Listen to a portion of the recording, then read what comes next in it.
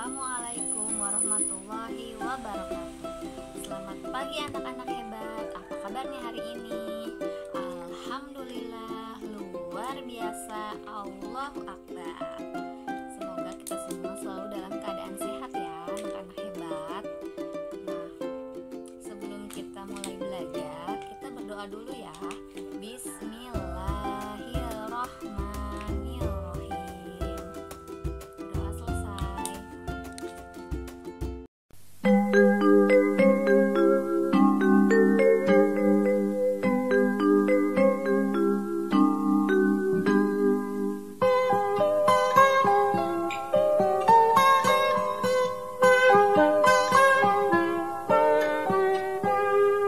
Pagiku cerahku, matahari bersinar, ku gendong tas merahku di pundak. Selamat pagi semua, ku nantikan dirimu di depan kelasmu, menantikan kami. Guruku tersayang, guru tercinta, tanpamu apa jadinya aku? Tak bisa baca tulis, mengerti banyak hal. Guruku, terima kasihku. Nyatanya diriku kadang buatmu marah, namun segala maaf kau berikan.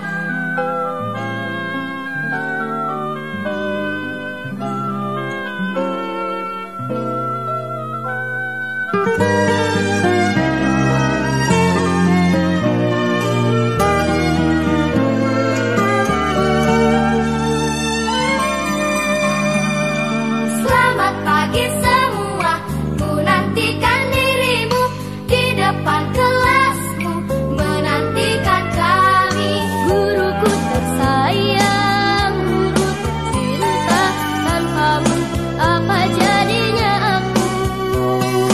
Tak bisa baca tulis, mengerti banyak hal.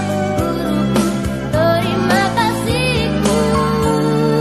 Nyatanya diriku kadang buatmu marah, namun segala maaf kau berikan. Guruku tersayang, guru tercinta, tanpamu apa jadinya aku? Tak bisa baca tulis, mengerti banyak hal. Guruku, terima kasihku.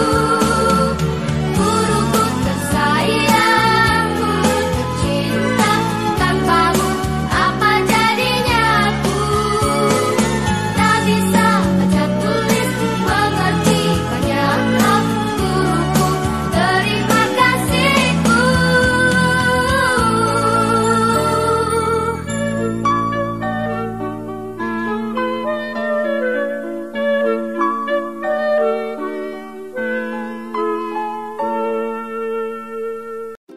Nah, anak-anak hebat, hari ini kita akan belajar Bahasa Indonesia di kelas 4, bagian bab 3, lihat sekitar. Nah, hari ini kita sudah akan membahas bagian 2 ya, dari halaman 56 sampai 62. Nah, pembahasan hari ini yang pertama adalah tentang paragraf argumentasi. Yuk kita baca dulu yuk. Saat berdiskusi atau menyampaikan pendapat secara lisan atau tertulis, kalian perlu menyebutkan alasan atau penyebab kalian berpendapat demikian. Makin kuat alasan atau didukung oleh bukti-bukti seperti peraturan atau data ilmiah, maka makin kuat pula pendapat kalian. Pernyataan yang kalian sampaikan itu disebut argumentasi. Nah, jika argumentasi disampaikan dalam bentuk tertulis atau dalam sebuah paragraf, maka paragraf yang kalian tulis disebut paragraf argumentasi. Nah, ciri-ciri paragraf argumentasi yaitu mengandung pendapat, keyakinan, dan pandangan terhadap sebuah permasalahan di dalam diskusi itu. Nah, kemudian sekarang menulis. Tuliskan pendapat kalian dengan menjawab pertanyaan di bawah ini. Yang pertama, menurut kalian apa yang seharusnya dilakukan Rudi? Mengapa? Nah, kalau contoh ibu atau kakak kakak, perbuatan Rudi bisa dikenakan denda karena melanggar lalu lintas. Seharusnya ia tetap menunggu hingga lampu hijau menyala agar dapat melanjutkan perjalanannya. Nah, yang kedua, bagaimana pendapat kalian tentang tindakan yang dilakukan pengendara sepeda motor? Jelaskan jawaban kalian. Nah, yang kedua, pendapatku pengendara sepeda motor itu juga dapat dikenakan denda karena tidak menggunakan helm. Selain itu, dapat membahayakan nyawanya juga. Dengan menuliskan pendapat tentang kejadian yang dialami Rudi, kalian berlatih untuk menyampaikan argumentasi. Kita menyimak ya, ada bacaan tentang jauh dan dekat. Nah, di situ ada gambar tentang pesawat terbang, bus, kereta api, sampan atau disebutnya perahu. Ada banyak cara orang berpergian. Paling mudah tentu saja dengan berjalan kaki. Namun, untuk menempuh jarak yang jauh, berjalan kaki sungguh melelahkan. Kita membutuhkan kendaraan. Dengan demikian, perjalanan bisa ditempuh dengan lebih cepat. Kendaraan juga disebut alat transportasi berdasarkan tenaga penggeraknya. Kendaraan terbagi menjadi dua, yaitu kendaraan yang digerakkan oleh mesin dan kendaraan yang digerakkan oleh makhluk hidup, termasuk manusia. Kendaraan yang digerakkan oleh mesin antara lain mobil, sepeda motor, pesawat terbang, dan kereta api. Sementara itu, delman, gerobak, kereta kuda digerakkan oleh hewan, sedangkan sepeda digerakkan oleh kaki pengendaranya. Nah, di situ ada contoh yang digerakkan oleh hewan seperti kuda, keledai, unta, dan sapi. Menariknya, orang-orang juga mengendarai hewan secara langsung, tidak duduk di atas kereta atau gerobak yang ditarik hewan.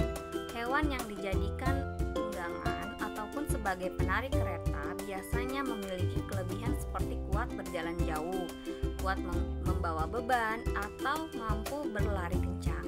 Mungkin kalian sudah tahu kuda, sapi, atau kerbau dijadikan tunggangan ataupun penarik kereta. Di negara lain orang-orang juga menaiki keledai, unta, bahkan gajah. Nah, di situ ada gambar contoh yang kuda menarik kereta kencana, delman, dan gerobak yang dikendarai oleh sapi. Nah, berdasarkan tempat pemakaiannya, cara kendaraan yang digunakan di daratan, di perairan, dan di udara. Kendaraan darat misalnya sepeda, mobil, truk, kereta api, atau hewan seperti kuda dan unta. Di sebagian daerah yang memiliki banyak sungai, berpergian lewat air terkadang lebih disukai.